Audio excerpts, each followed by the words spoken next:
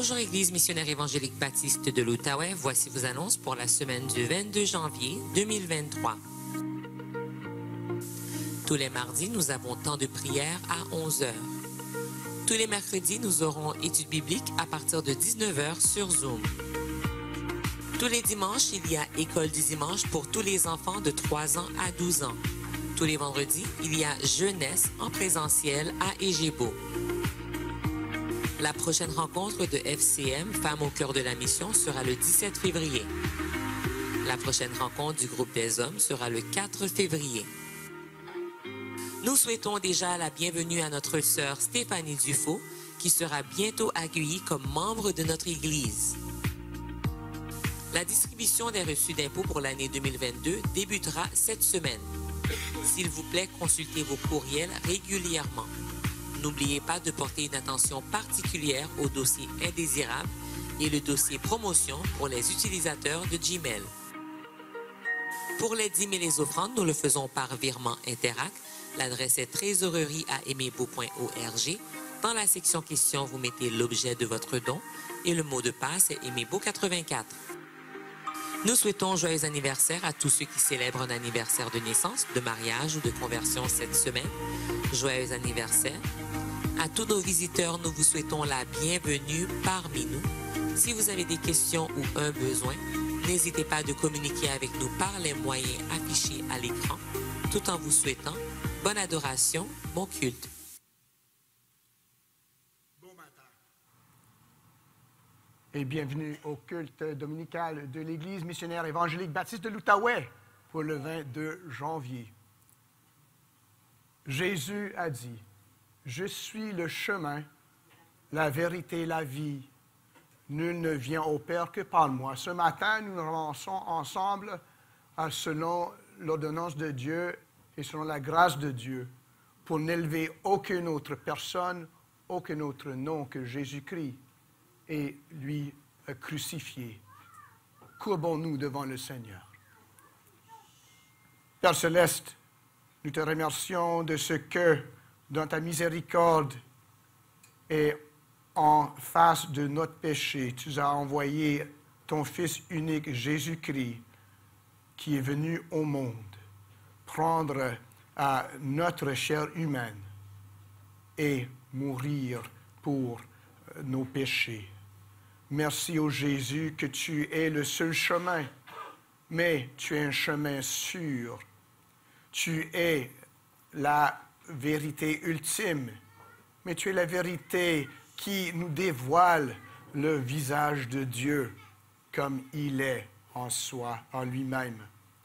Et tu es la vie qui nous arrache des bras de la mort afin de nous livrer à Dieu pour qu'on vive aujourd'hui et éternellement de face à face. Merci au Fils de Dieu, merci au Père, merci au Saint-Esprit. Reçois, nous te prions, notre adoration. Rends-nous capables de te rendre l'honneur dont tu es digne. Et que tout ce que nous faisions ce matin plaise à toi. Et que ce soit pour la gloire de Jésus, au nom de qui nous prions. Amen. Adorons le Seigneur.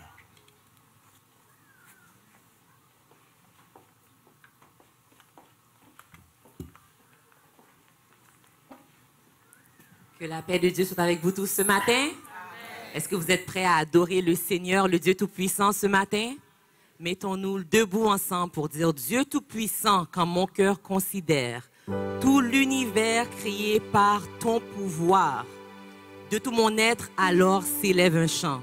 Dieu Tout-Puissant, que tu es grand. » Adorons le Seigneur de tout notre être ce matin.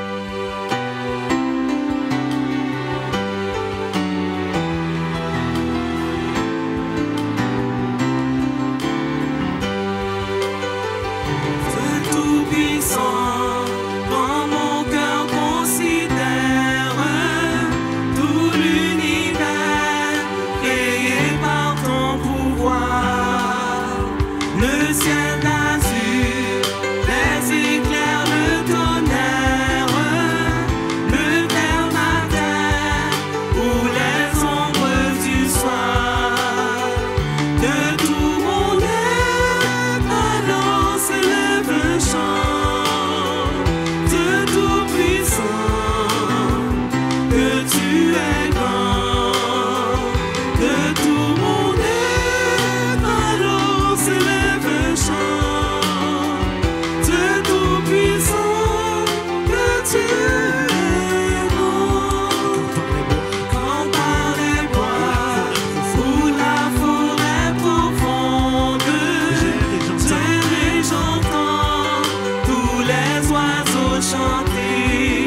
sur les monts, quand sur les monts, la source avec son nom, livre aux zéphyrs, livre aux zéphyrs, son chant doux et léger. mon cœur heureux s'écrie à chaque instant, ô Dieu d'amour, que tu es grand. Mon cœur heureux s'écrie à chaque instant, ô Dieu d'amour, que tu es grand. mais quand je songe au sublime Mais mystère, quand je songe au sublime mystère qu'un Dieu si grand a pu penser à moi, et que son cher que fils son est devenu cher mon frère, fils est devenu mon frère, et que je suis l'héritier du grand roi. alors mon cœur me dit la nuit le jour, oh, que tu es bon, que tu es bon, ô Dieu d'amour. Alors mon cœur me dit la nuit le jour, que tu es bon, ô Dieu d'amour. Seigneur notre Dieu, tu es glorieux. nous t'adorons, nous t'aimons, Nous t'adorons et nous t'aimons. Que ton règne s'établisse sur la terre.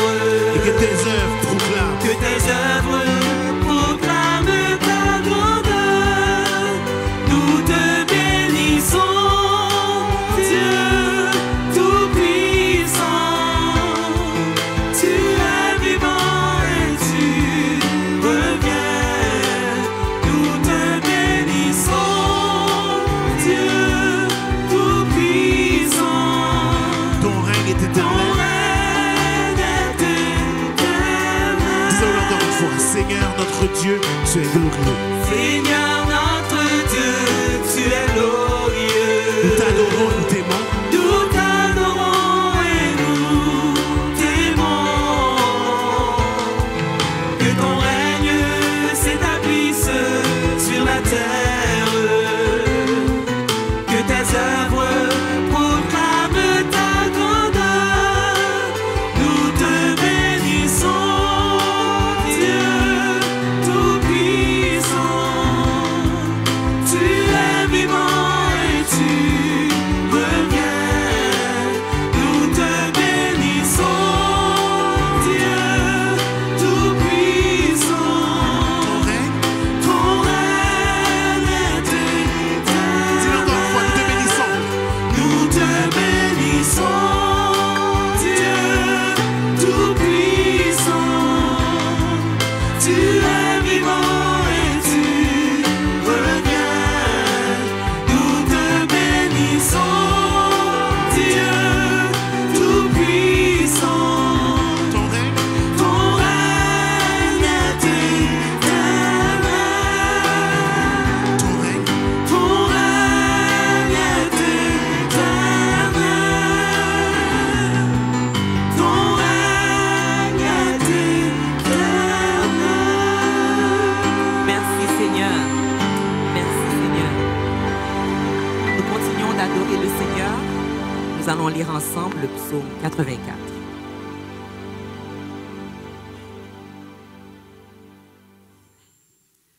Que tes demeures sont aimables, éternelles des armées. Mon âme soupire et languit après les parvis de l'Éternel. Mon cœur et ma chair poussent des cris vers le Dieu vivant. Le passereau même trouve une maison et l'hirondelle un nid où elle dépose ses petits. Tes autels éternels des armées, mon roi et mon Dieu. Heureux ceux qui habitent ta maison. Ils peuvent te célébrer encore. Heureux ceux qui placent en toi leur appui. Ils trouvent dans leur cœur des chemins tout tracés. Lorsqu'ils traversent la vallée de Baca, ils la transforment en un lieu plein de sources. Et la pluie la couvre aussi de bénédictions. Leur force augmente pendant la marche. et il se présente devant Dieu à Sion. Éternel Dieu des armées, écoute ma prière. Prête l'oreille, Dieu de Jacob. Toi qui es notre bouclier, vois, ô Dieu, et regarde la face de ton oint. Mieux vaut un jour dans tes parvis que 1000 ailleurs. Je préfère me tenir sur le seuil de la maison de mon Dieu, plutôt que d'habiter sous les tentes de la méchanceté. Car l'Éternel Dieu est un soleil et un bouclier. L'Éternel donne la grâce et la gloire. Il ne refuse aucun bien à ceux qui marchent dans l'intégrité. Éternel des armées, heureux l'homme qui se confie en toi. Amen. Éternel des armées, heureux l'homme qui se confie en toi. Nous avons dit aussi, heureux ceux qui habitent dans ta maison. Ils peuvent te célébrer encore. Heureux ceux qui habitent dans ta maison. Ils peuvent te célébrer encore et encore et encore. Est-ce que vous êtes tannés de célébrer l'Éternel? Non. On va célébrer l'Éternel ce matin en disant, ô grâce merveilleuse, don qui me vient de Dieu. Nous avons seulement un sujet de gloire. C'est sa sainte croix, la sainte croix de notre divin Sauveur. Amen. Amen. Chantons ensemble avec joie.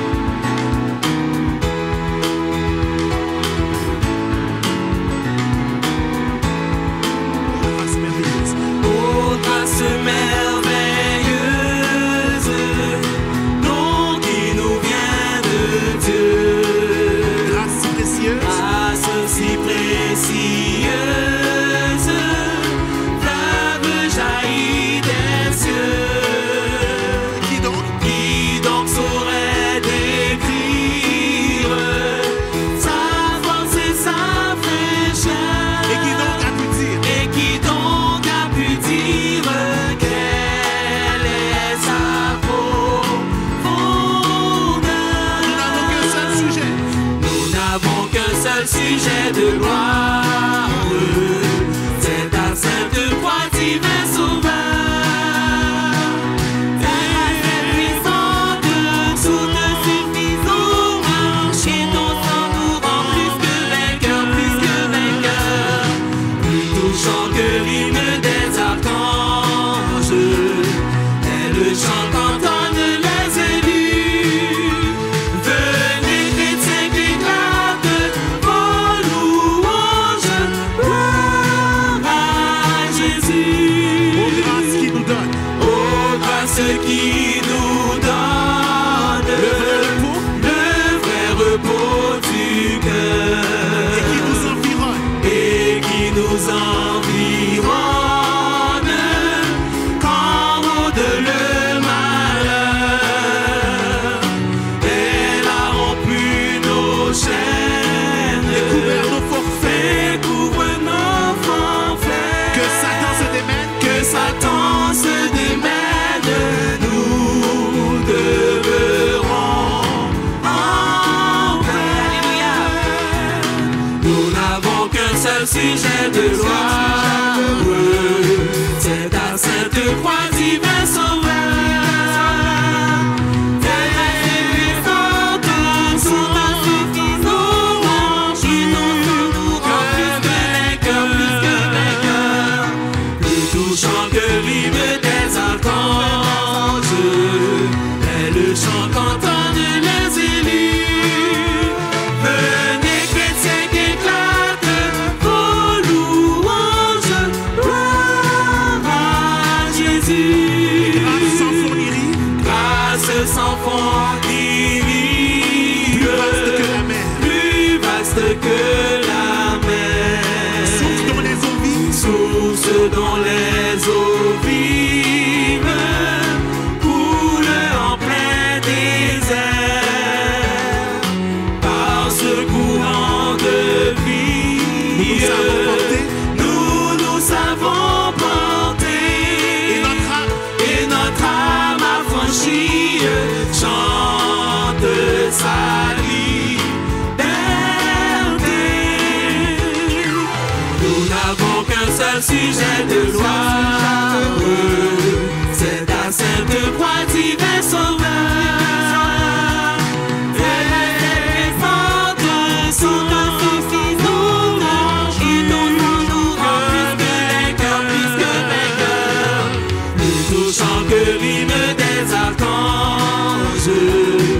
C'est le chant qu'entendent les élus. Venez chrétiens qu'éclatent vos louanges. Gloire à Jésus, celui qui met en Jésus une pleine confiance. Jamais de chancelle plus complète sa délivrance. Par la foi nous marcherons, par la foi nous triomphons, par la foi mon Rédempteur me rendra plus que vainqueur. Dans les jours d'adversité, quand tu sens monter l'orage, regarde en sécurité. Regarde en sécurité. À Christ. Et reprends courage. Alléluia. Par la foi, nous marcherons. Par la foi, nous triomphons. Par la foi, mon Rédempteur me rendra plus que vainqueur. Quand Satan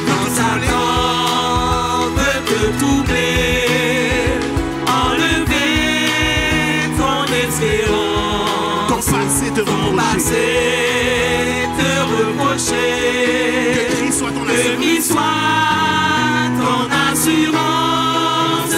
Par la foi, nous marcherons, par la foi, nous triomphons, par la foi, mon Rédempteur me rendra plus que vainqueur. Par la foi je marcherai. Par la foi, je marcherai en comptant sur tes promesses.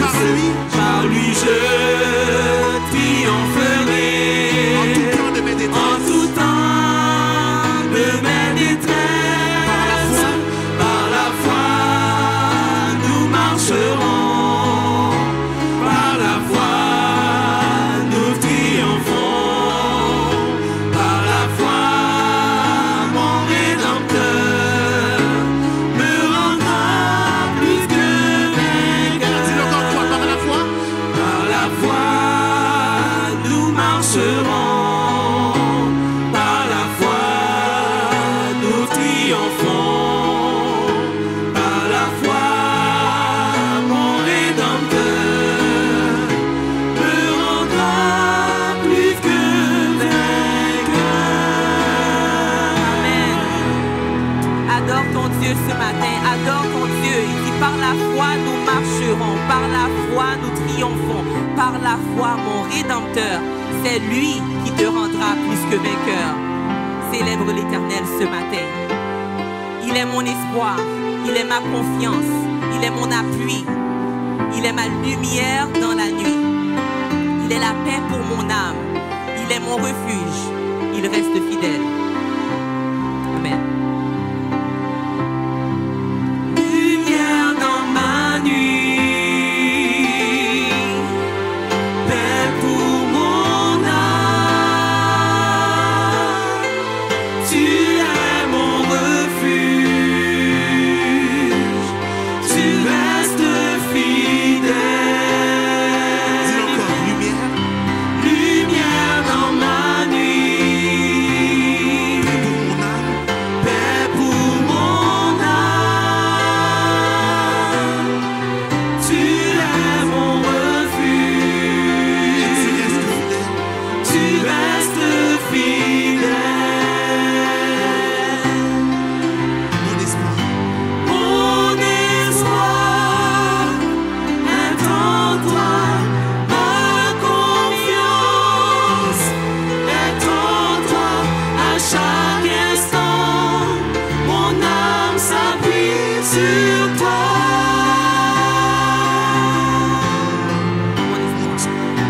Mon espoir est en toi, ma confiance est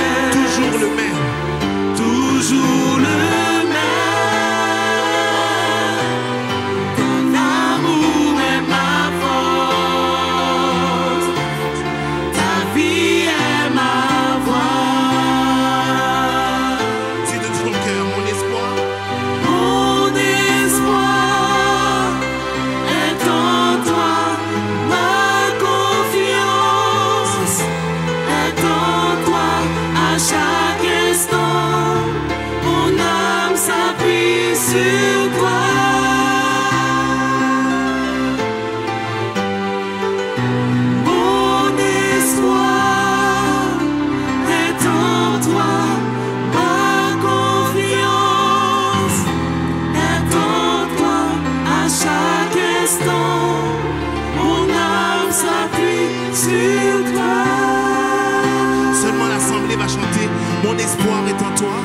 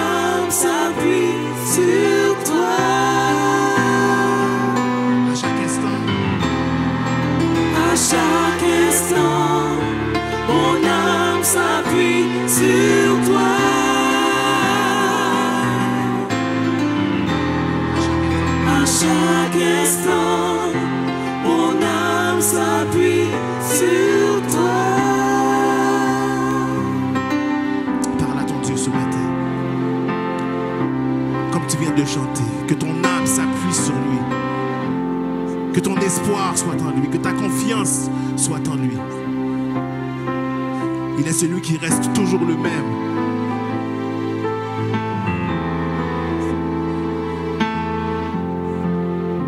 Il reste fidèle.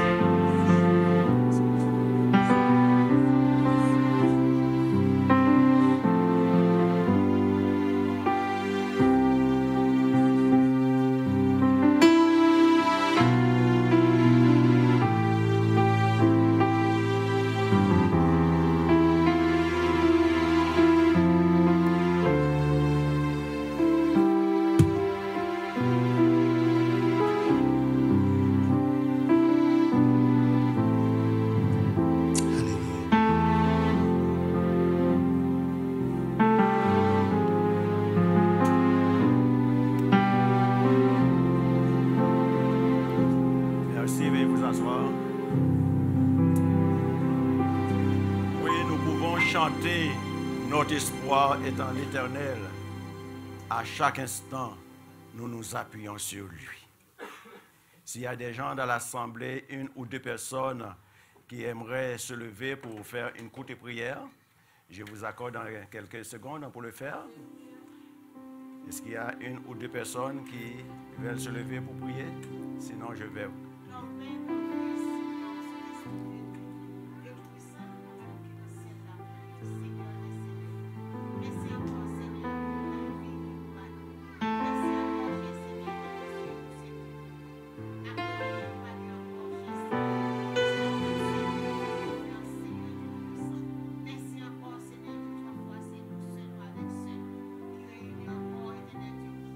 Seigneur.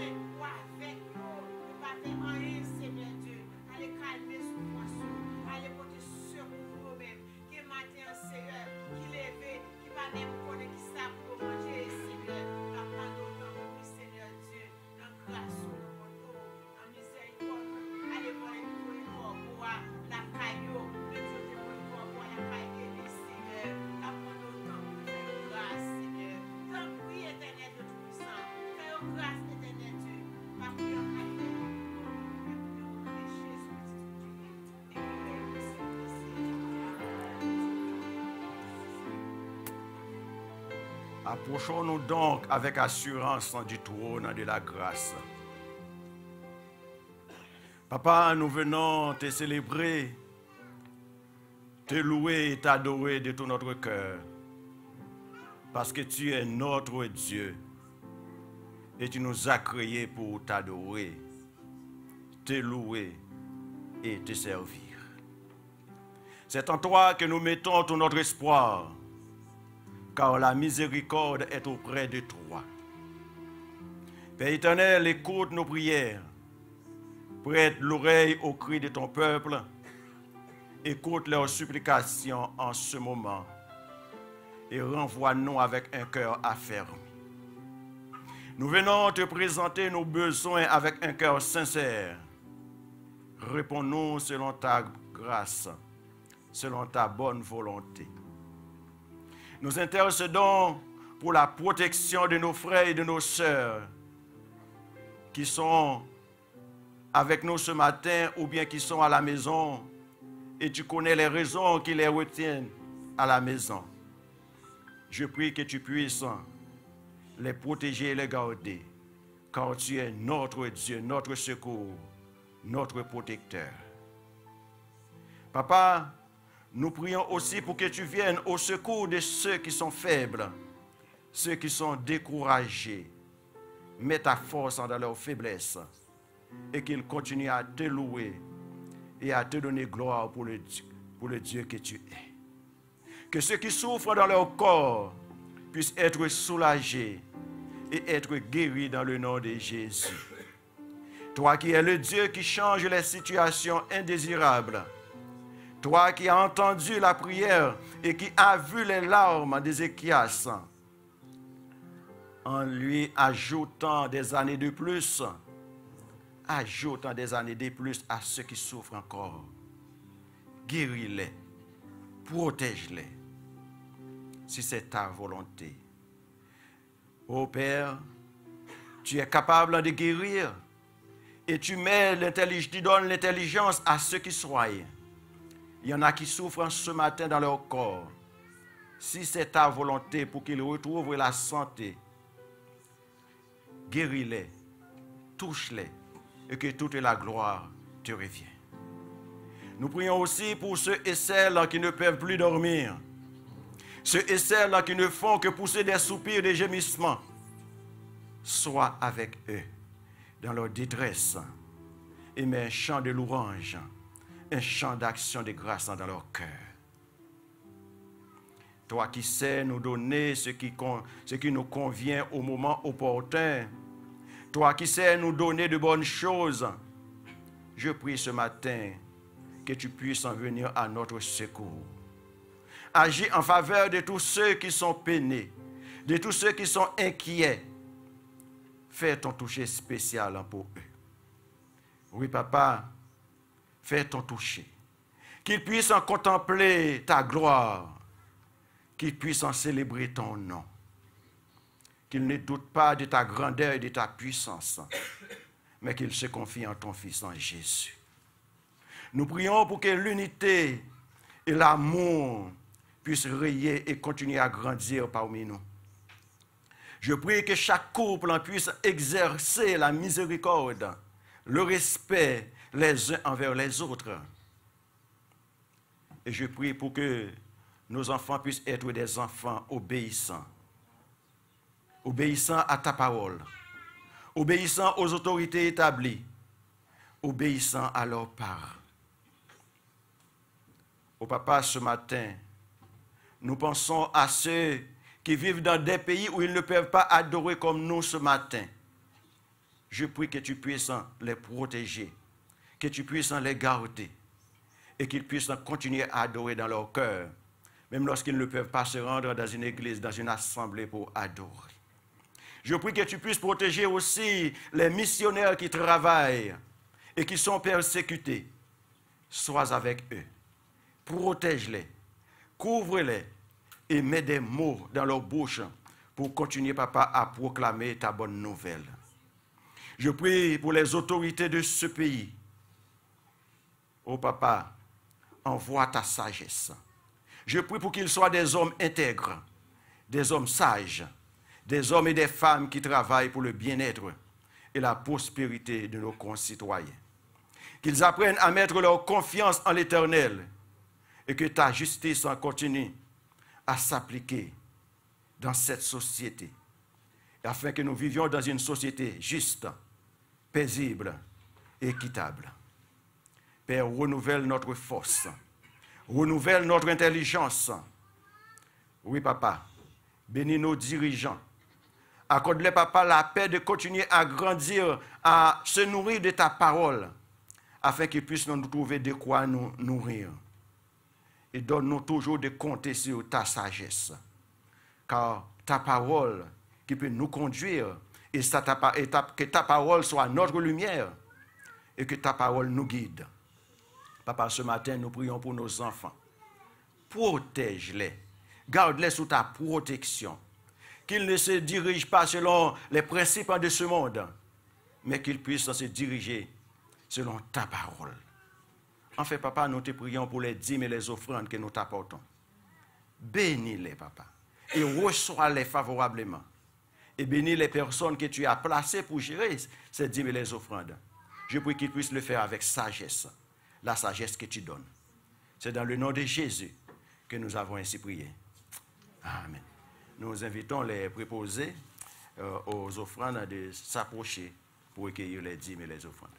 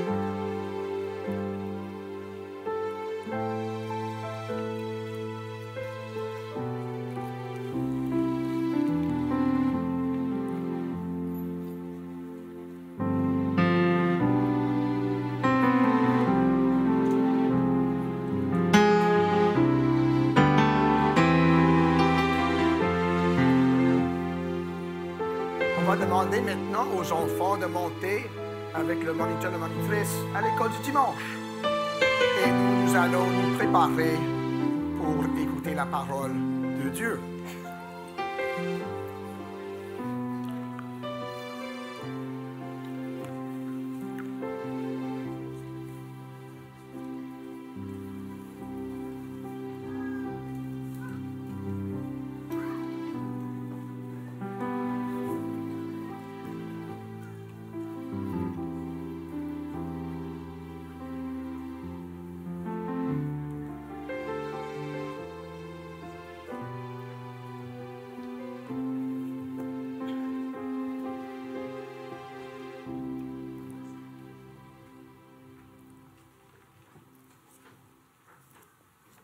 Je vais vous demander de tourner dans votre Bible à Matthieu chapitre 7.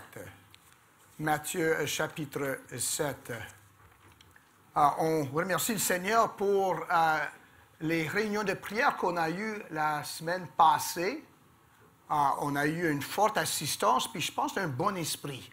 Il y avait de bonnes méditations et aussi un bon temps de prière parmi des sœurs et des frères.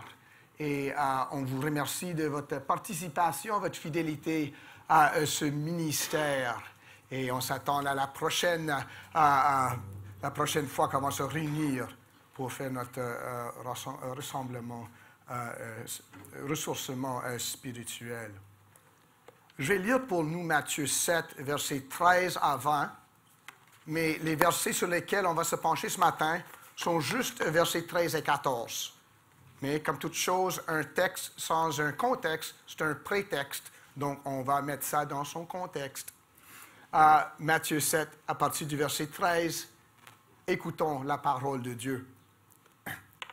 Jésus dit, « Entrez par la porte étroite, car large est la porte, spacieux est le chemin qui mène à la perdition, et il y en a beaucoup qui entrent par là. Mais étroite est la porte, resserré le chemin qui mène à la vie, et il y en a peu qui les trouvent. Gardez-vous de faux prophètes. Ils viennent à vous en vêtements de brebis, mais au-dedans, ce sont des loups ravisseurs. Vous les reconnaîtrez à leurs fruits.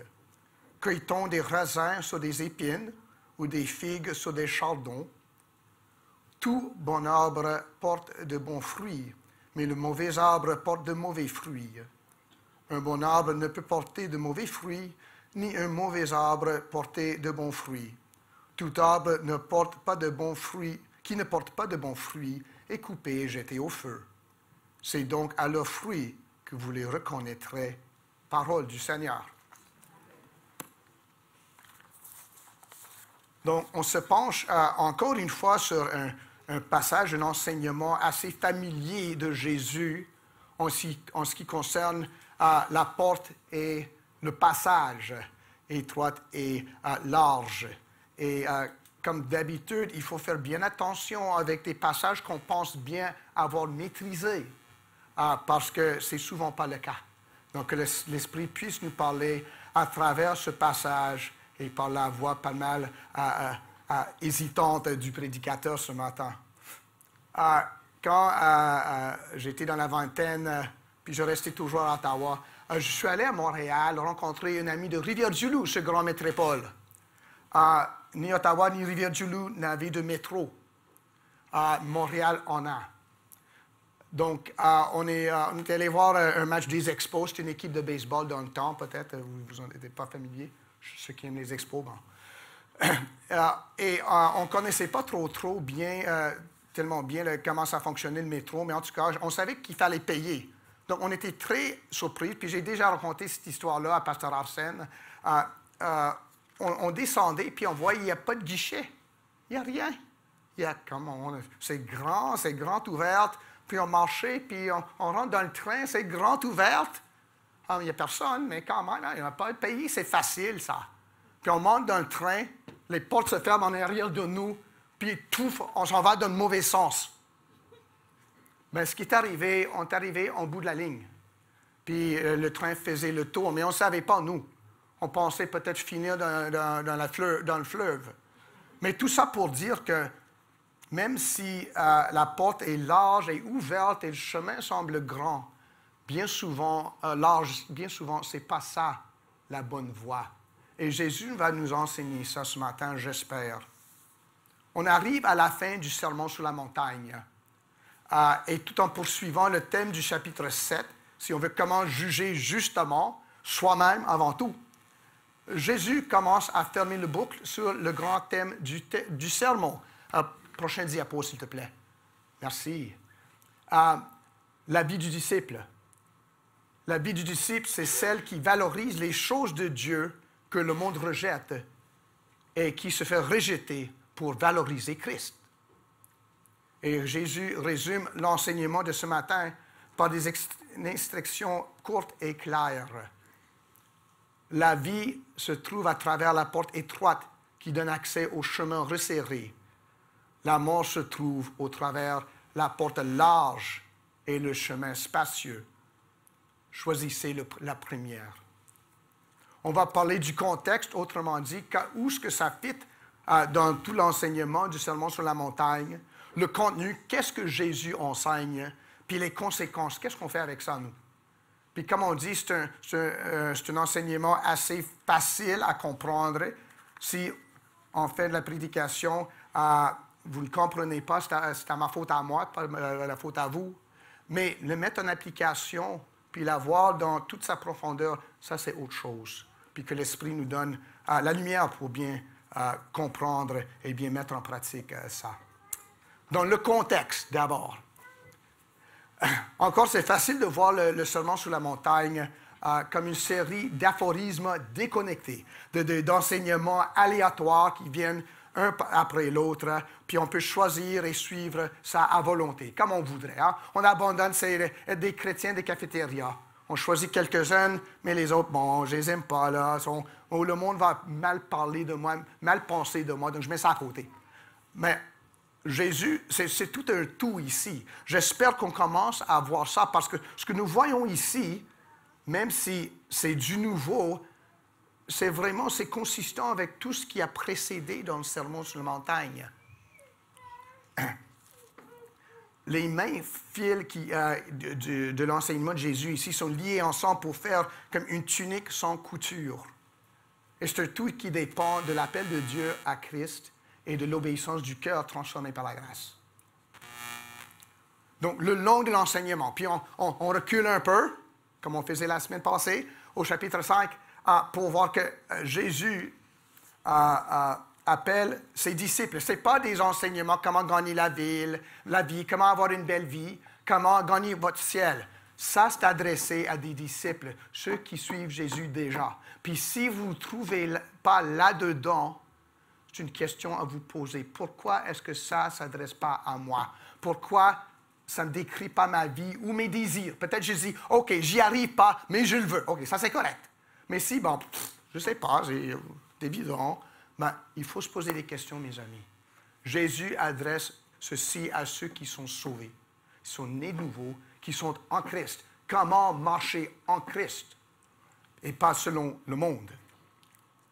Il appelle ses disciples à la vie.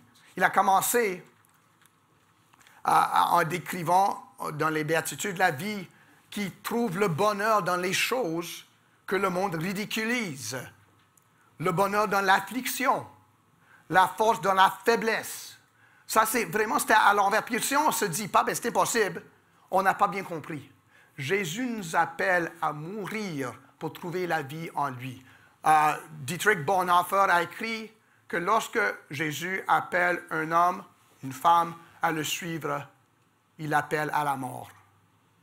Donc, ce n'est pas question de dire, ben, je vais continuer dans ma belle vie, ma petite vie, puis je vais ajouter Jésus un peu au fur et à mesure. Là. Ça ne va pas du tout, mes amis. C'est question de mourir puis de vivre en Jésus-Christ. Puis, au début, puis ici à la fin, c'est à ça que Jésus nous appelle. Puis, c'est ça vraiment qu'il faut bien comprendre de l'enseignement de Jésus. Ce n'est pas un petit de ça, un peu de ça. C'est soit Jésus, soit la mort. Jésus nous appelle à la vie en lui. Donc, les béatitudes, il parle du caractère du disciple qui trouve le bonheur dans les choses que ridiculise le monde. Après ça, il dit que malgré ce rejet, le disciple sert à purifier et à préserver ce monde pour ralentir sa putréfaction. Comme sel et lumière, on fonctionne pour garder un peu, pour ralentir le déclin du monde. Pendant que Dieu appelle à lui-même en Jésus-Christ ceux qui vont être sauvés. On est à se différencier du monde, puis c'est là aussi, encore, on se trouve un problème. Ben, je veux être en Christ, mais pas différent, hein? Pas ce genre-là d'être en Christ, mais en Christ comme tout le monde, hein? Pas en Christ comme différent. Mais malheureusement, c'est soit l'un, soit l'autre, les amis. On est différent parce que Jésus nous a appelés de la mort vivante à la vie éternelle, ou on reste le même, puis on n'est pas en Christ. Porte étroite, porte large. On continue. Donc, c'est les lumières. Il parle de la vie du disciple qui poursuit une vie juste devant Dieu et les hommes par une obéissance qui vient d'un cœur changé et non d'un comportement qui satisfait aux exigences minimales de la loi. Une obéissance qui humilie le croyant et dégonfle mon orgueil. Encore une fois, je ne trouve pas ma revendication en étant bon chrétien. C'est crucifié, mon orgueil doit être crucifié avec ça aussi. C'est pour ça que Jésus nous appelle à obéir à la loi de Dieu du cœur et pas juste d'après la manière des légalistes, des perfectionnistes. Puis ça va de chapitre 5 à chapitre 6. Il appelle les disciples à une confiance en leur Père qui les mène à abandonner l'amour du monde et du matériel. Oh, c'est bien bon de chanter « Cherchez d'abord le royaume de Dieu ». Mais qu'est-ce que ça veut dire? Ça veut dire que j'abandonne tout ce qui me sécurise dans ce monde-là. Je dis, j'y fais plus confiance. Je fais confiance à qui? À Jésus-Christ le ressuscité. C'est ça le choix auquel Jésus nous a appelés comme disciples. Ce n'est pas de dire, OK, je reste dans ce monde-là, puis je vais louer Jésus le dimanche. Hein? Parce qu'on va voir qu'on peut tout simplement avoir cette confiance, puis c'est facile à dire, si on lâche prise à les affaires du monde, puis on met de confiance en Jésus-Christ. Jésus nous appelle à ça. Puis après ça, il nous appelle en chapitre 7 à un jugement qui vise d'abord, avant de cibler vous autres, là, de me cibler moi-même. Encore une fois, c'est la vie à l'envers, hein? C'est me crucifier, me laisser faire crucifier avant d'aller commencer à présenter. C'est moi qui dois être jugé d'abord avant que je porte tout le reste au jugement devant Dieu. Puis lorsque je vais pour juger les autres, maintenant, je juge comme Dieu m'a jugé en Jésus-Christ, avec miséricorde, en prenant sa colère et ma punition sur lui-même, à ma place. C'est là que je suis prêt maintenant à parler au monde de l'Évangile. Et ça nous amène maintenant à cette vie. Puis, c'est versets 13 et 14, c'est comme un résumé un peu de tout ce que nous avons vu. Il parle de la vie par une image. 2 portes, 2 voies.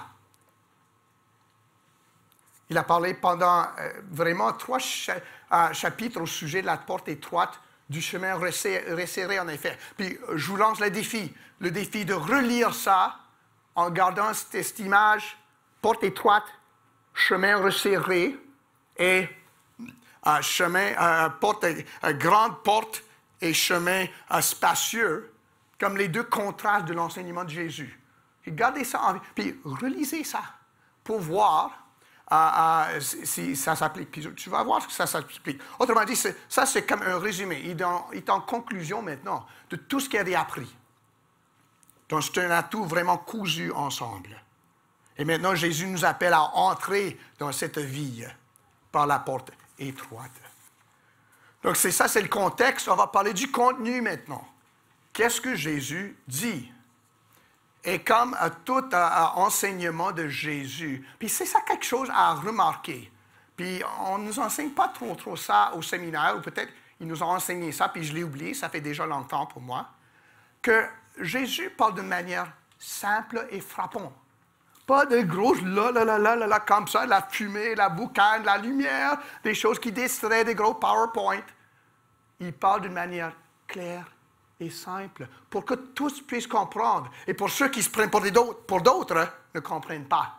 Ça, c'est aussi un objet de l'enseignement de Jésus. Ça condamne et ça illumine aussi. Il parle de 2 portes, 2 chemins, 2 destins. Ici, si on veut, c'est l'instruction et l'application. Faites ceci parce que cela.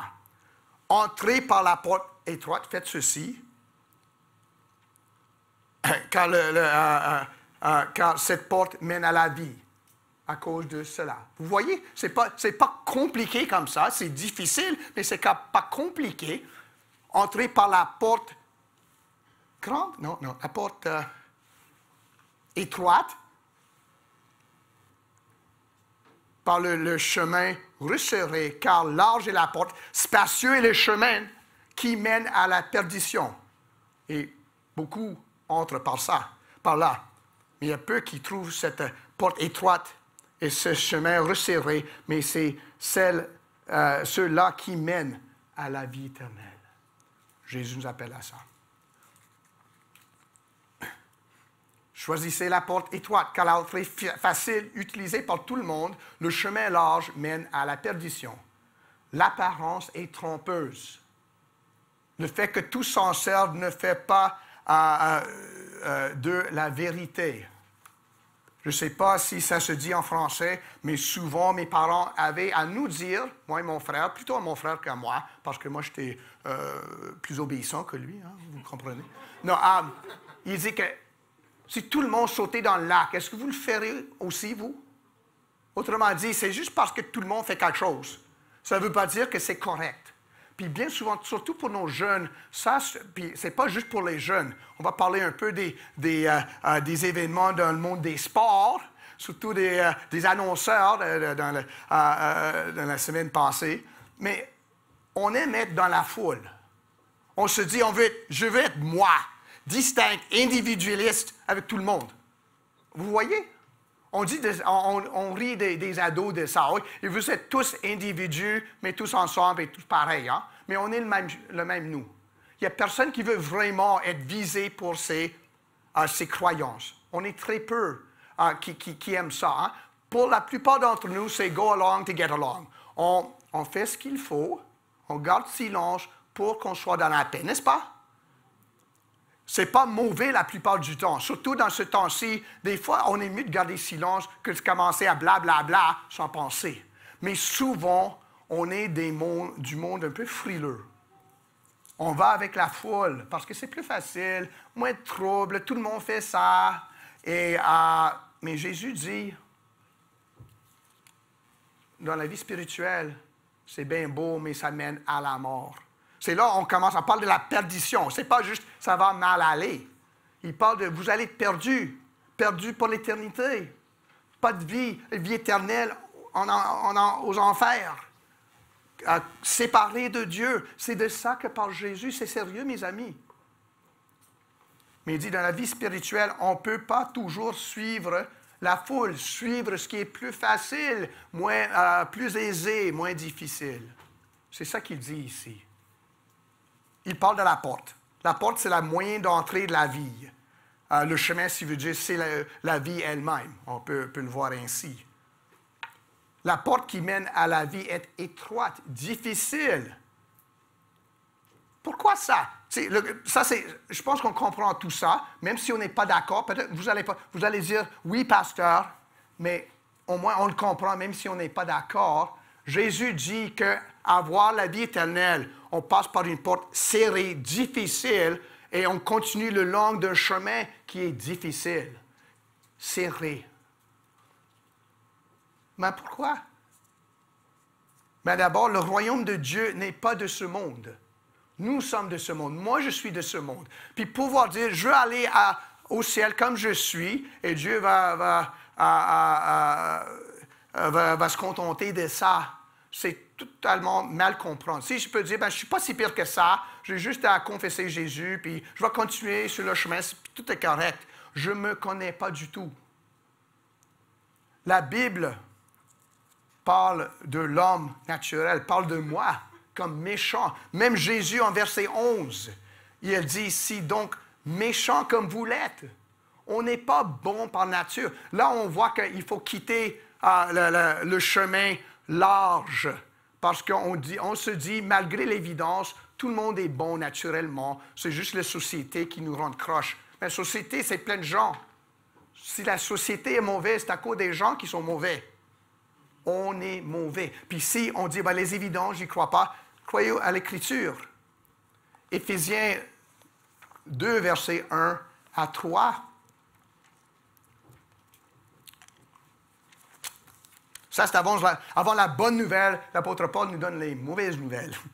Vous étiez morts par vos offenses et par vos péchés, dans lesquels vous marchiez autrefois selon le train de ce monde, selon le prince de la puissance de l'air. Ça, c'est le diable, mes amis. De l'esprit qui agit maintenant dans les fils de la rébellion. Nous tous aussi, nous tous, pas juste vous autres là, ou les méchants qui ne viennent pas à l'Église, nous tous aussi. Nous étions de leur nombre et nous vivions autrefois sur les convoitises de notre chair, accomplissant les volontés de la chair et de nos pensées. Nous étions par nature des enfants de colère comme les autres. Puis il y a le point, une ellipsis dans le texte parce que c'est comme Paul aurait pu continuer toute la journée longue à décrire comment mauvais que nous sommes par nature. Mais Christ, mais Dieu, qui est riche en miséricorde à cause du grand amour qui nous a aimés, nous qui étions morts par nos offenses, nous a rendus à la vie avec Christ. C'est par la grâce que vous êtes sauvés. Ça, c'est la bonne nouvelle. On est sauvés par la grâce. Puis grâce à Dieu, ce n'est pas selon mes œuvres, selon ma mérite, pas ma mérite, ce que je mérite, c'est la perdition.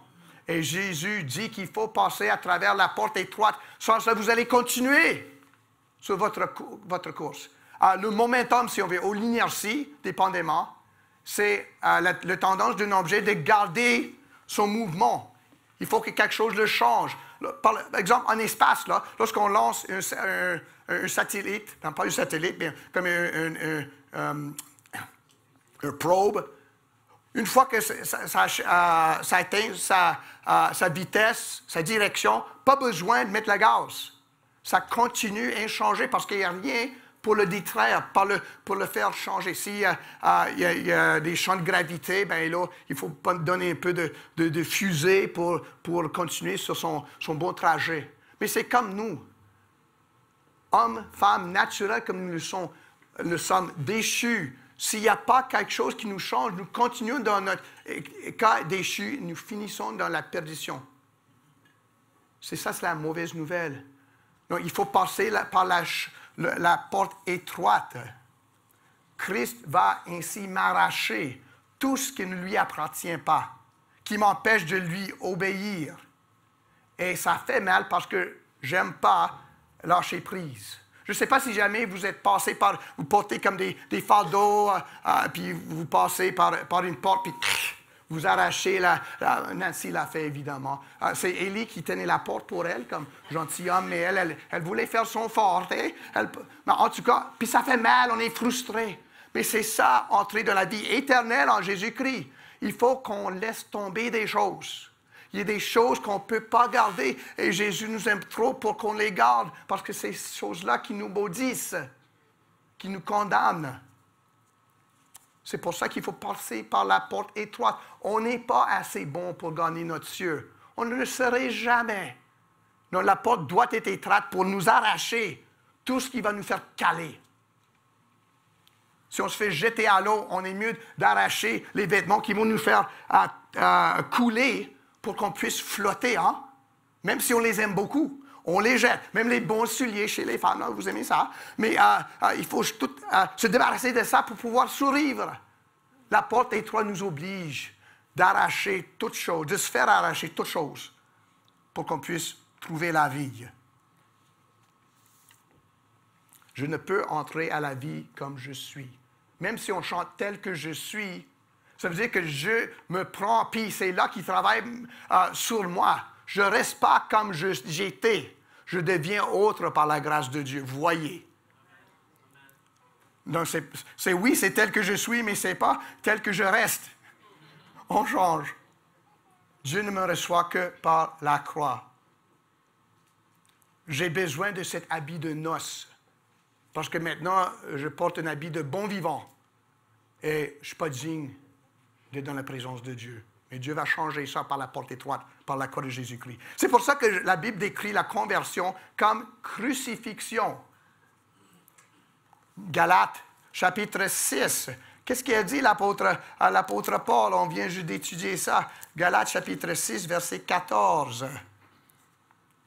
Pour ce qui me concerne, loin de moi la pensée de me glorifier d'autre chose que de la croix de notre Seigneur Jésus-Christ, par qui le monde est crucifié pour moi, comme je le suis pour le monde. Le salut, c'est décrit en termes de crucifixion, de mort d'opprobre, de criminel, pour avoir la vie. L'apôtre Paul écrit aussi, Galates 2, verset 20, « J'ai été crucifié avec Christ. Et si je vis, ce n'est plus moi qui vis, c'est Christ qui vit en moi. Si je suis maintenant dans la chair, je vis dans la foi au Fils de Dieu qui m'a aimé et qui s'est livré lui-même pour moi. » Crucifixion encore. La porte étroite me dérobe de tout ce qui va me tuer pour me revêtir de la vie. C'est un tout avec le reste du sermon. La porte large, par contraste, c'est juste la vie comme normale. Bon, pas besoin de rien changer, pas besoin de se glisser comme ça, peut-être de mettre des choses à côté pour pouvoir passer. Là, je peux passer comme je suis. Pas de changement. Hein? Juste une question de pousser là-dessus. L'habit normale avec quelques retouches. C'est un habit religieux, si on veut, qui ne dérange pas trop la vie.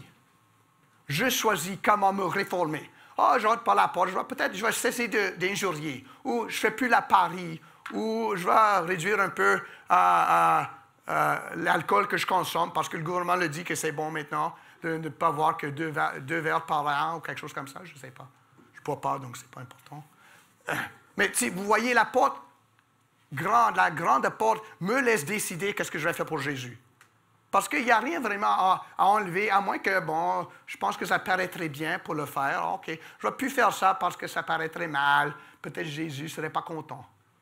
La porte étroite m'arrache, par la grâce, ce que je ne peux pas vivre avec. La porte large me laisse garder ce que je veux, puis je lâche ce que je veux. Ce n'est pas difficile. C'est la religion civile. Ce n'est pas la foi de Jésus-Christ. Une spiritualité qui n'est pas fixée sur la croix de Jésus-Christ, sans ce changement que Dieu doit effectuer en moi, est une religion sans Jésus. Une religion sans la croix, c'est une religion sans Jésus et sans le salut.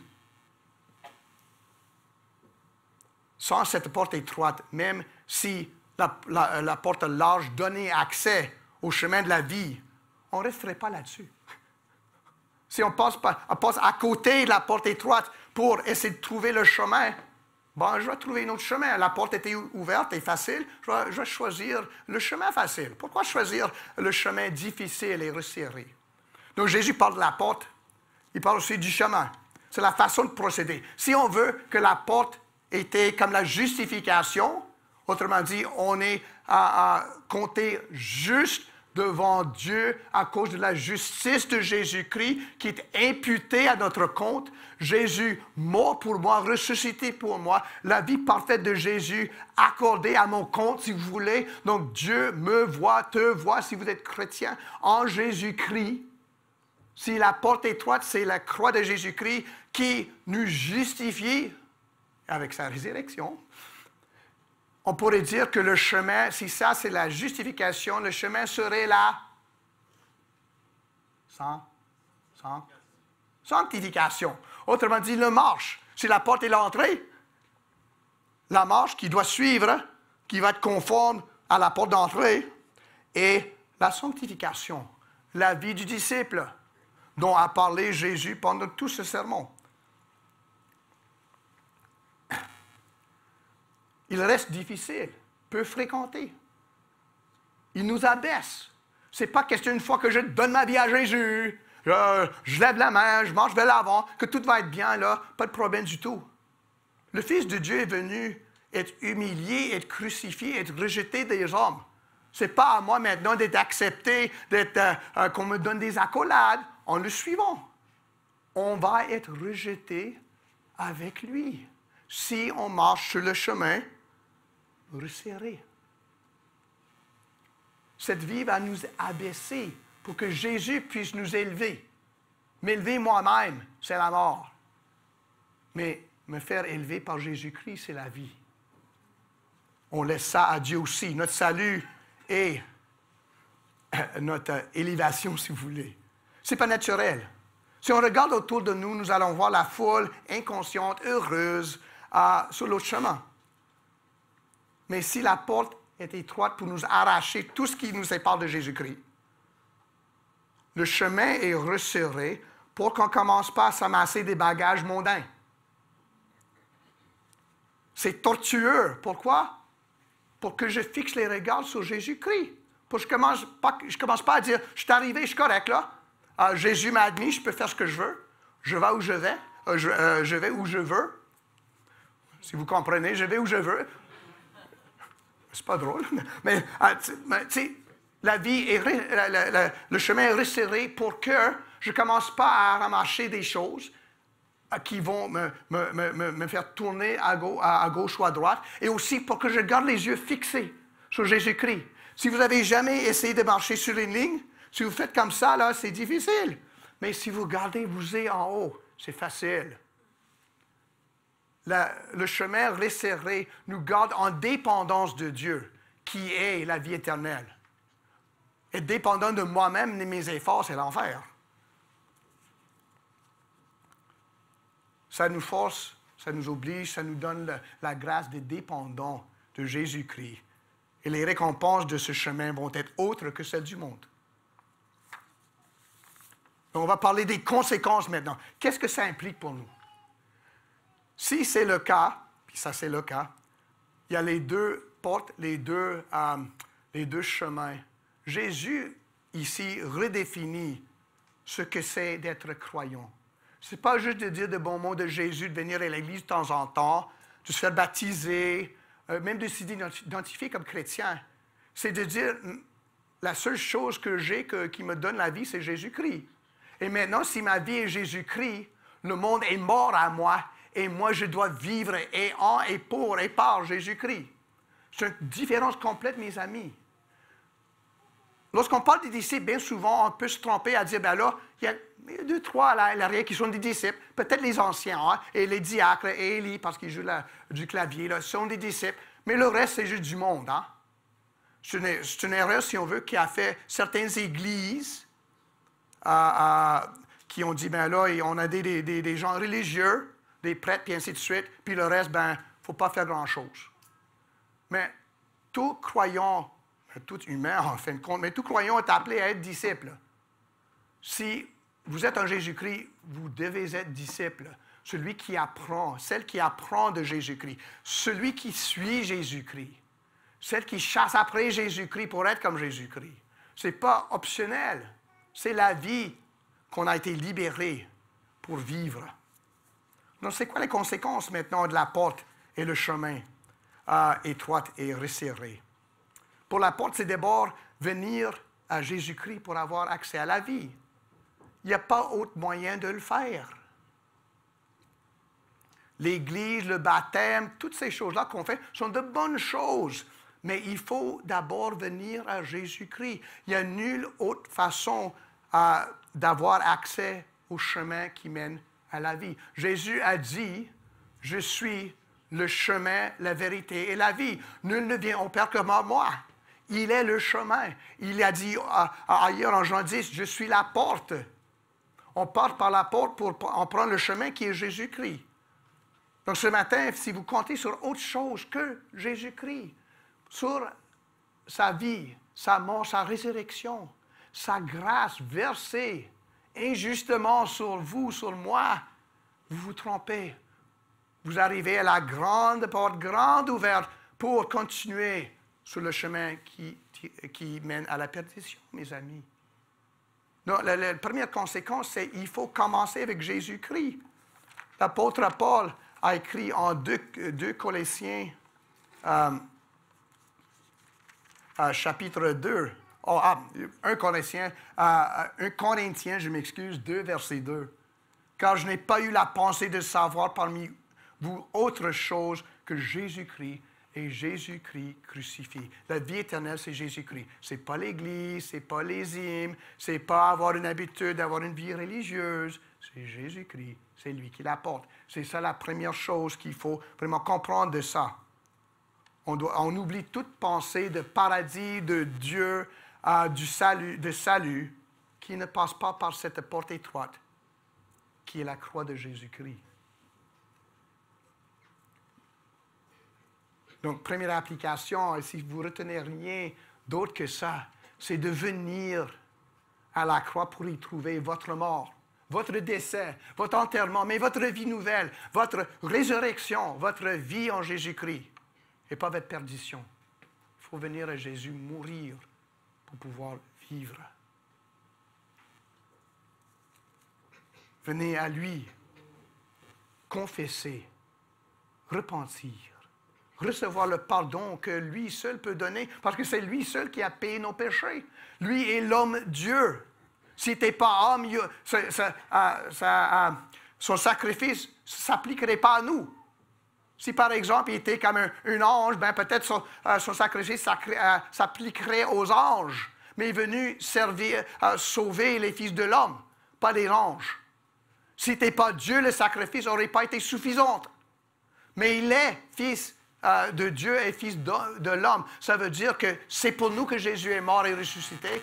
Et c'est suffisant, absolument suffisant, parce que c'est un sacrifice parfait offert par Dieu lui-même pour nous. C'est ça la porte étroite. Donc venons à lui. La première question nous poser, sommes-nous venus à Jésus-Christ? Pas par le haut, OK, c'est quoi la prière que je dois dire là, puis peut-être tu vas fermer la bouche là maintenant. Non, venez à Jésus-Christ. Ce n'est pas juste question de prier, mais c'est venir à lui et y trouver la vie. Et y étant venu, on embarque sur le chemin resserré.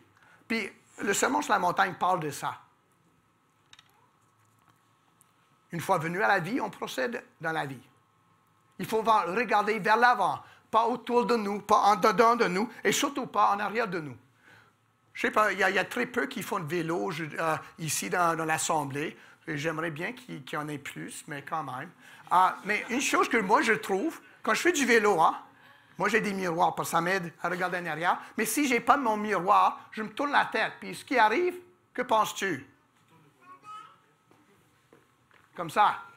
Si je regarde en arrière, je perds le chemin. Mes amis, venus à Jésus-Christ, ne regardez plus en arrière. D'abord, pour vos péchés sont pardonnés. Faites confiance à Jésus-Christ, qui est aussi bon que sa parole. Il vous pardonne. Vous avez pu à payer ça. Il y a peut-être des conséquences qu'il va falloir régler dans l'avenir, mais pour le passé, c'est fini. Ne pensez jamais que ça a été mieux avant que je vienne à Christ. Je me souviens, je sortais avec mes chums, on prenait une verre, là, tout le monde, tout allait bien. C'est un mensonge, mes amis. Si tout allait tellement bien, l'Esprit ne t'aurait pas amené à Jésus-Christ. Donc là, souvent on regarde le passé avec des lentilles teintées. Ne regardez pas en avant, en arrière, je veux dire. Regardez pas en dedans non plus. Ce n'est pas la réponse là. Bien souvent de nos jours, c'est « Oh, je veux me trouver le Dieu qui est à l'intérieur. » Ce que je trouve à l'intérieur, ce n'est pas beau. Mais je ne parle pas de tous des organes. Là.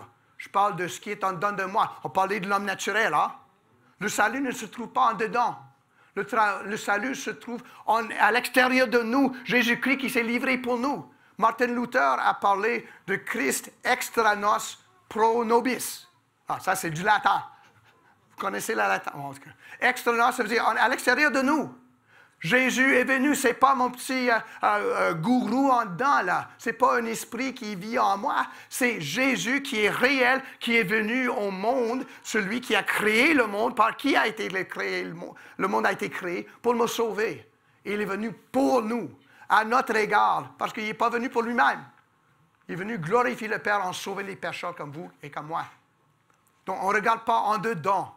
Faites bien attention lorsqu'on se dit, moi je dis ça. Bien que je pense que je dis que la parole dit ça, mais moi je me dis ça. Faites attention au moi, parce que bien souvent, ce n'est pas toi qui parle. C'est quelqu'un qui parle. Quelqu'un d'autre qui parle, il n'a pas ton bien-être en vue. On ne regarde pas en arrière. On ne regarde pas en dedans. On ne regarde pas autour de nos pouvoirs comment est-ce qu'ils font les autres. Surtout pour les jeunes, bien souvent, on dit « Oh, regarde, c'est une belle vie. » On les voit sur Twitter, on les voit sur TikTok, la belle vie. Bien souvent, en arrière des sourires, là, sont des larmes. Une chose pour les médias sociaux, là, mes amis, puis je ne suis pas expert là-dessus, je suis loin d'expert là-dessus, on ne voit que on veut qu'on voit. Vous comprenez?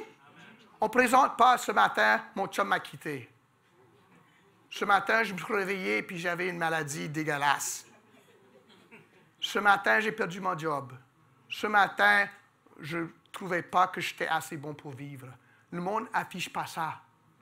Mais c'est ça que vit le monde, surtout en dehors de Jésus-Christ. Donc, ne regardez pas autour de vous.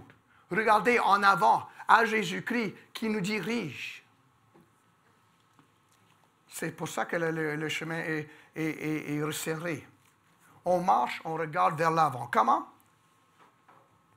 D'abord, on appelle à celui qui nous a sauvés, la prière.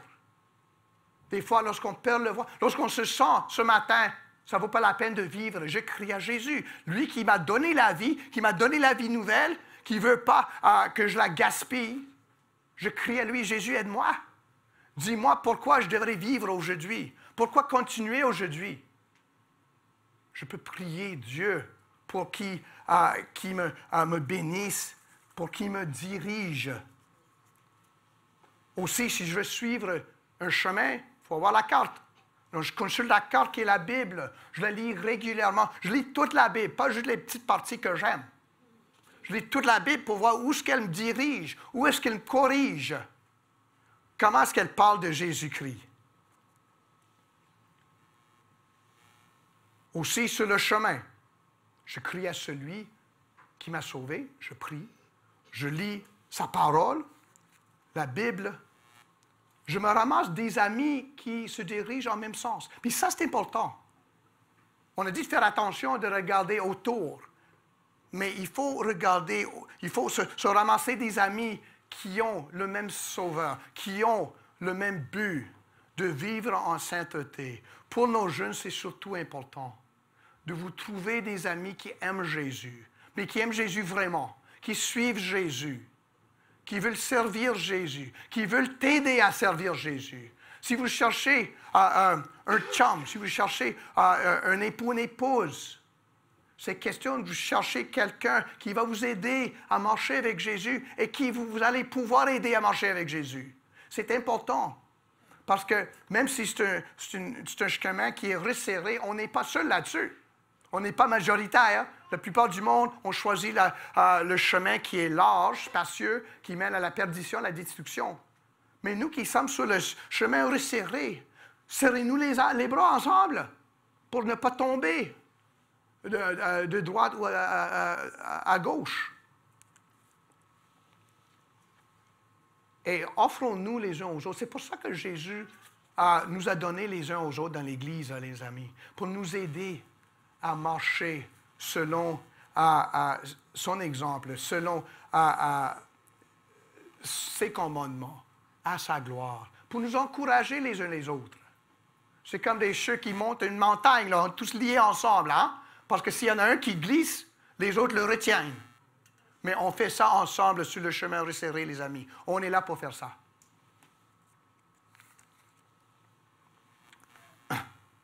Aussi, on se rappelle la bonté d'être sur la route. Comment est-ce que c'est beau, même si le monde se moque de nous, se moque du chemin, se moque de notre Sauveur. On se rappelle comment beau, comment plaisant c'est être sur la route avec Jésus. On se rappelle l'espoir qui nous attend parce que la semaine, il y a très peu qui va nous rappeler ça.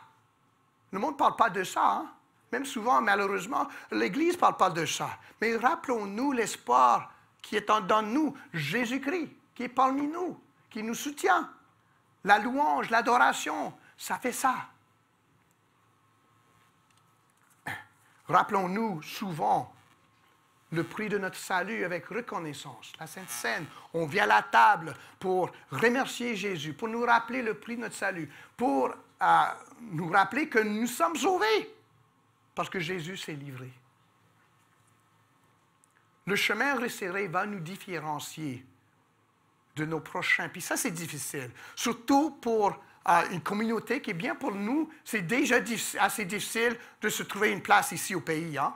On est venu ici, le monde souvent ne nous ressemble pas. Les mœurs sont différents. On n'est plus au pays. Hein? Le langage est différent, les lois sont différentes. Je ne comprends plus ça. On est quasiment, des fois, on est tenté à tout faire pour trouver sa place. Hein? Faites bien attention, les amis. Notre citoyenneté, ce n'est pas au Canada, c'est au ciel. Et c'est pour ça qu'il faut satisfaire au roi et pas aux lois nécessairement ici, ou je dirais aux façons de faire. Il faut nous différencier de nos prochains. Bien souvent, nos prochains du même pays qui ne suivent pas Jésus. Puis ça, c'est difficile encore. C'est plus difficile pour certains d'entre nous que d'autres. Mais on a eu un petit rappel. Je ne sais pas si vous suivez les sports, vous autres. Qui parmi vous qui suivez les sports? Okay, bon, l'équipe de Pasteur Arsène a gagné, donc il est dans la joie. vous aurez constaté deux choses qui sont passées la semaine passée dans deux sports différents. Il y a un bonhomme qui s'est fait castiguer, qui fait vraiment critiquer sévèrement pour ne pas porter un gilet. C'est un gilet de fierté gay. Il y a un autre, c'est un Russe qui s'appelait Prosperov, un immigré, qui a dit qu'il faut mieux être fidèle à ma religion, il disait, et à moi-même, que suivre le monde. Puis on voit qu'il y a du monde qui dit « Ah, il devrait avoir des amendes, il devrait être rejeté, il devrait être renvoyé en Russie », des choses comme ça, juste parce qu'il ne portait pas le même gilet que les autres, parce qu'il trouvait ça, ce n'était pas quelque chose qu'il pouvait appuyer. Il y a un autre bonhomme qui s'appelle Tony Dungy. C'est un coach, c'est un ancien coach, c'est un croyant. Puis, comme quelqu'un a dit, on ne peut pas le menacer, il sait ce qu'il croit, il sait pourquoi. C'est un petit homme noir comme ça, là, mais il est franc, il a beaucoup aidé les jeunes hommes à être père de famille. Mais lui, il est allé, il s'est présenté au March for Life, la marche contre l'avortement à Washington. Puis il y a du monde qui disait, ben, il devrait être congédié, il est haineux, lui. Pourquoi? Parce qu'il a dit qu'on ne devrait pas tuer des bébés. Lui, il a choisi. Il aurait pu dire, oh non, OK, tout à son gré, si tu veux faire ça, moi je ne tue pas de bébé, mais si vous voulez faire ça, c'est bien correct. Il aurait pu faire ça, puis tout le monde, oh, ouais, bien fait, coach. Mais il a dit, non, je ne fais pas ça, je ne peux pas faire ça. Parce qu'avant d'être présentateur, là, avant d'être quelqu'un sur la télé, je suis à Jésus. Ça, c'est deux exemples des gens, même dans la semaine passée, qui ont dû faire une décision. Puis ça va nous arriver, mes amis. Peut-être on n'aura pas à se dire, non, je ne peux plus, je ne traverse pas cette ligne-là parce que je tiens à Jésus.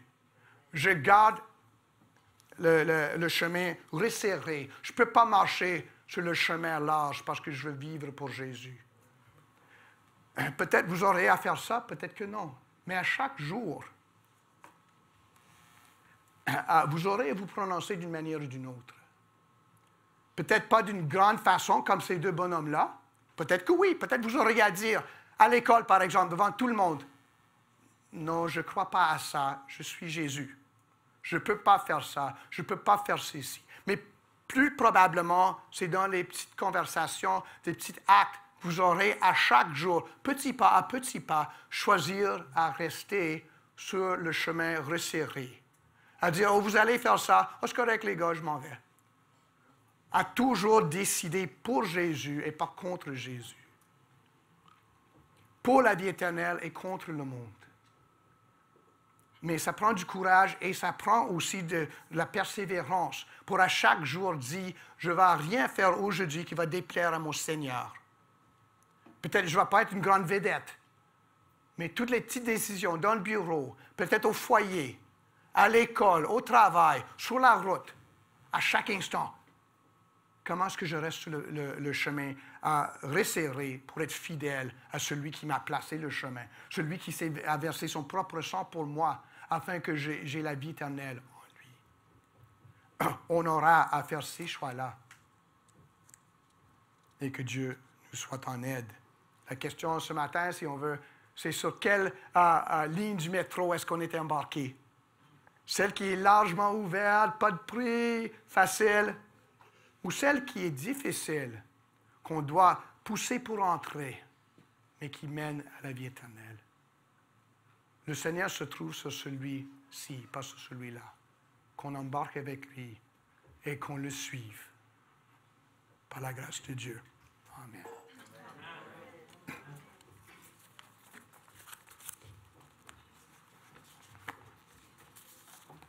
L'équipe de louange va jouer un dernier chant, après quoi je vais demander à Pasteur Arsène de donner la bénédiction.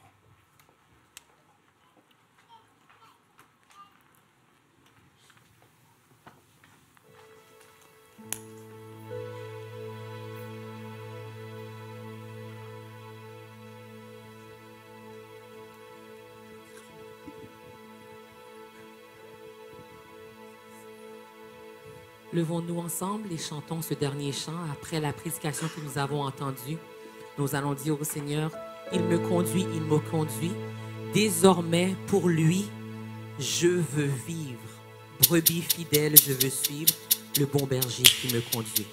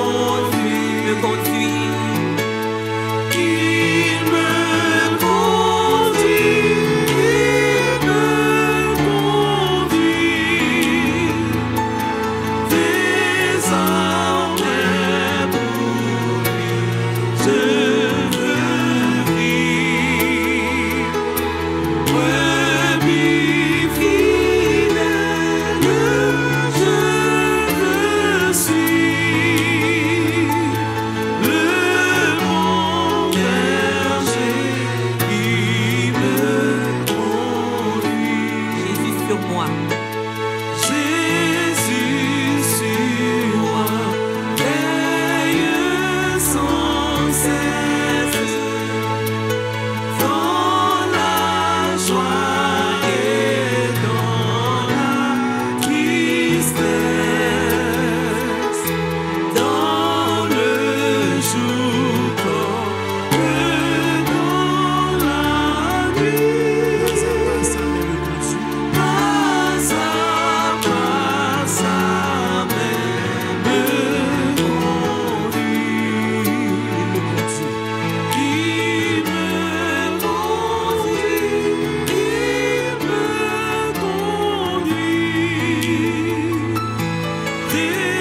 Désormais pour lui, je veux vivre. Je vis fidèle, je veux suivre le bon berger qui me conduit. Comme un rempart, il me protège. Comme un rempart, il me protège. Il me préserve de tout piège. Il me préserve de tout piège. Loin de moyen de m'y s'enfuir.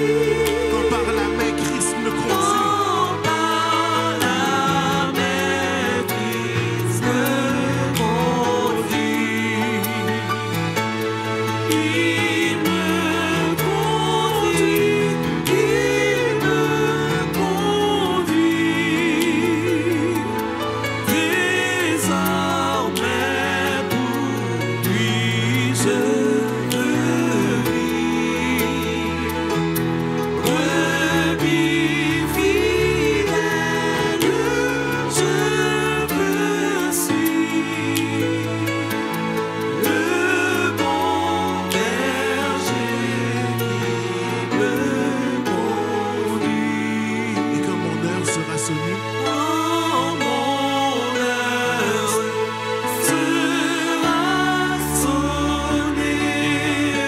mon œuvre, Mon œuvre ici m'a terminée. je dirai dans l'assemblée, Je dirai dans la sombre nuit, je ne crains rien, il me conduit. il me conduit. Il me conduit, il me conduit. Désormais pour lui je veux vivre. Brebis fidèle, je veux suivre le bon berger qui me conduit.